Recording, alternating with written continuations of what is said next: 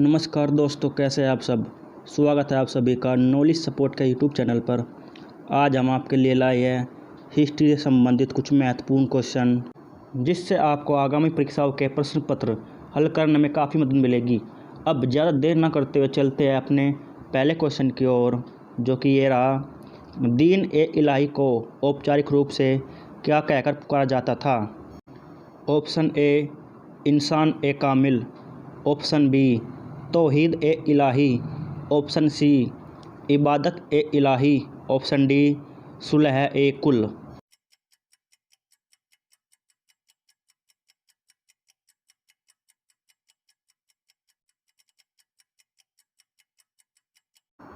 साथियों, इस क्वेश्चन का सही जवाब है ऑप्शन बी तौहीद ए इलाही। तो चलिए दोस्तों, अपना अगला क्वेश्चन देखते हैं, जो कि इस प्रकार है। Question number 2। अकबर के समय का सबसे बड़ा सोने का सिक्का क्या कहलाता था। Option A Ilahi, option B Jalali, option C Dam, या फिर ऑप्शन डी सनसब।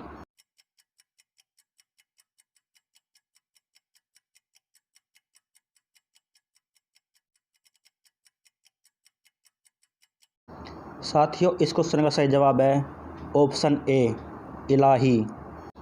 इसी के साथ चलते हैं अपने अगले क्वेश्चन की ओर, जो कि इस प्रकार है। Question number 3। मुगलों की सेवा में आने वाले नौकरशाह क्या कहलाते थे। ऑप्शन ए मुक्ति, ऑप्शन बी वली, ऑप्शन सी मनसबदार, या फिर ऑप्शन डी जागीरदार।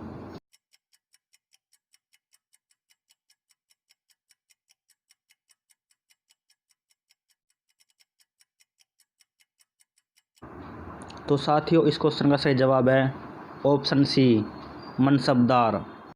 तो चलिए साथियों, लेते हैं अपना अगला क्वेश्चन, जो कि इस प्रकार है। आमेर के राजा मानसिंह ने मुगलों की सेवा कब से कब तक की। ऑप्शन ए 1562 से 1574, 1562 से 1587, 1562 से 1595, या फिर ऑप्शन डी 1562 से 1614।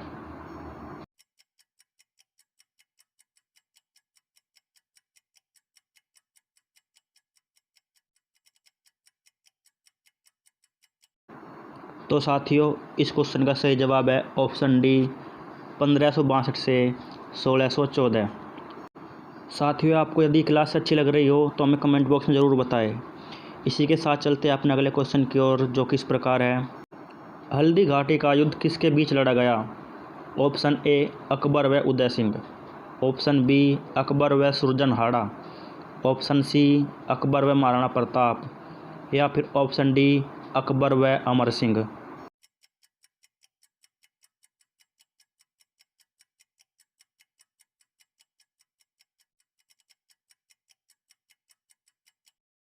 साथियों, ये क्वेश्चन तो बहुत ही सरल था। यदि आपको पता हो तो इस क्वेश्चन का आंसर हमें कमेंट बॉक्स में बताएं, लेकिन मैं आपको फिर भी बताकर चलता हूँ कि इस क्वेश्चन का सही जवाब है ऑप्शन सी अकबर व महाराणा प्रताप। साथियों, चलते अपने अगले क्वेश्चन की ओर, जो किस प्रकार है। Question number 6। अकबर किसका दामाद था।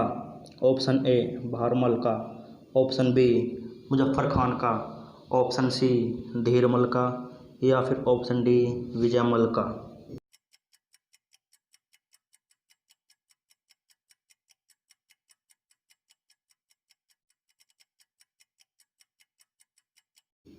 तो साथियों, इतिहास से हमें पता चलता है कि बहरमल का दामाद अकबर था, तो इसलिए उसका ऑप्शन ए सही होगा।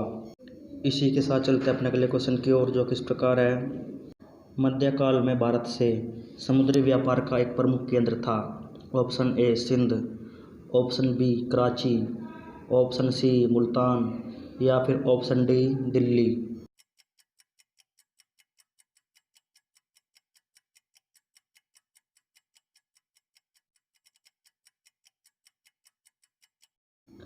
तो साथियों, इस क्वेश्चन का आंसर होगा ऑप्शन ए सिंध। तो साथियों, क्लास को आगे की ओर बढ़ाते हुए चलते हैं अपने अगले क्वेश्चन की ओर, जो कि इस प्रकार है। तुजुक ए बाबरी का फारसी में अनुवाद किसने किया। Option A Gulbadan Begum, option B Badayuni, option C Abdurrahim Khan Khana, option D Babar.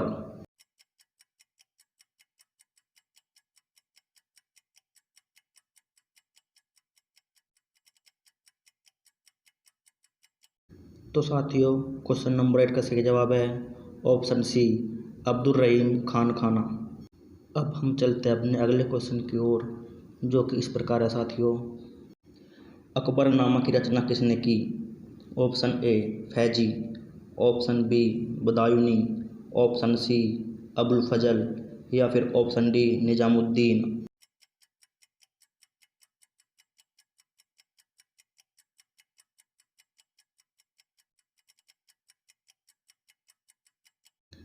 तो साथियों जैसे कि आप सभी जानते हैं अकबरनामा की रचना किसने की? तो साथियों अकबरनामा की रचना ऑप्शन नंबर सी अबुल फजल ने की थी।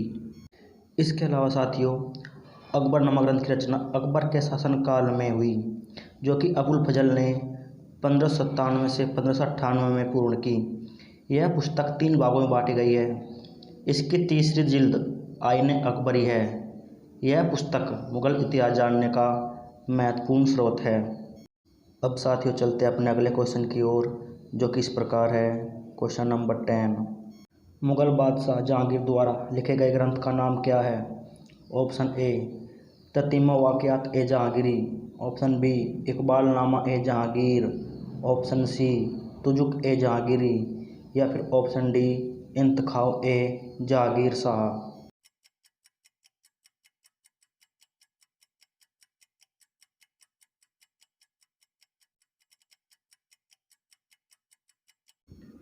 मुगल बादशाह जहांगीर द्वारा लिखे गए ग्रंथ का नाम साथियों तुजुक ए जहांगीरी है।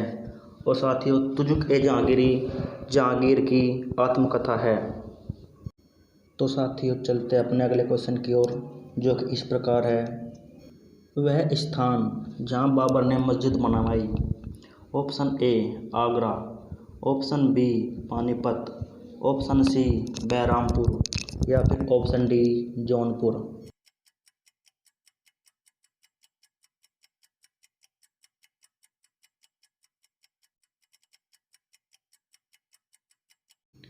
तो दोस्तों इस क्वेश्चन का सही जवाब है ऑप्शन बी पानीपत।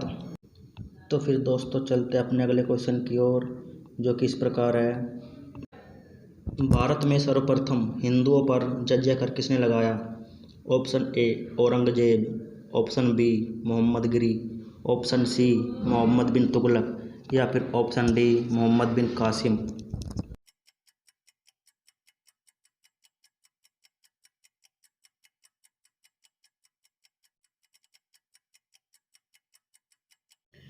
साथियों भारत में सर्वप्रथम हिंदुओं पर जजिया कर मोहम्मद बिन कासिम ने लगाया, इसलिए इस क्वेश्चन का सही जवाब ऑप्शन डी होगा। साथियों आपको क्लास कैसी लग रही है हमें ज़रूर बताएं, इससे हमें मोटिवेशन मिलता है। तो फिर साथियों चलते अपने अगले क्वेश्चन की ओर, जो कि इस प्रकार है। तराइन का युद्ध कब हुआ था?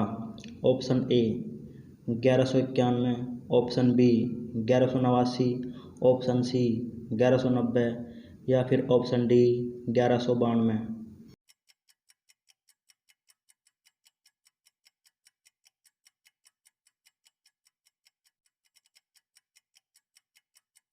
साथियों क्वेश्चन में थोड़ा मिसप्रिंट हो गया है, इसलिए इस क्वेश्चन के 2 जवाब बनेंगे।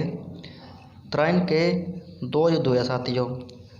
तराइन का प्रथम युद्ध 1191 ईस्वी में हुआ और तराइन का द्वितीय युद्ध 1192 ईस्वी हुआ। तो साथियों इसका ऑप्शन ए और ऑप्शन डी यानी कि 1191 ईस्वी और 1192 ईस्वी दोनों ऑप्शन सही हो गए। इसी के साथ साथियों चलते अपने अगले क्वेश्चन की ओर, जो कि इस प्रकार है। क्वेश्चन नंबर 14, टीपू सुल्तान को किस गवर्नर जनरल ने हराया था? Option A lord Cornwallis, option B lord William Bentinck, option C lord Dalhousie या फिर ऑप्शन डी वॉरेन हेस्टिंग्स।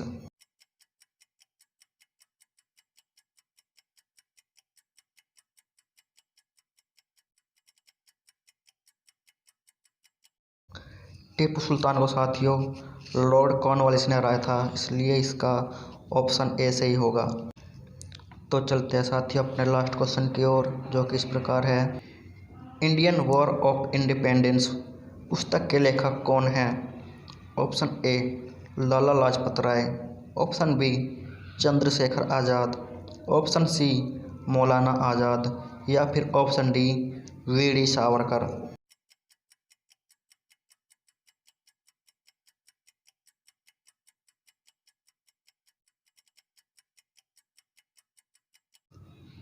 तो साथियों इंडियन वॉर ऑफ इंडिपेंडेंस पुस्तक के लेखक है वीडी सावरकर। तो साथियों आपको यह क्लास कैसी लगी हमें कमेंट बॉक्स में ज़रूर बताएं। यदि आपको ये क्लास अच्छी लगी हो तो लाइक का बटन दबाएं, और यदि आपको अच्छी क्लास ना लगी हो तो आप डिसलाइक कर सकते हैं। इससे हमें मोटिवेशन मिलता है और हम आपके लिए अच्छे अच्छे क्वेश्चन लाते हैं। तो साथियों इसी क्वेश्चन के साथ हम आपसे विदा लेते हैं। धन्यवाद।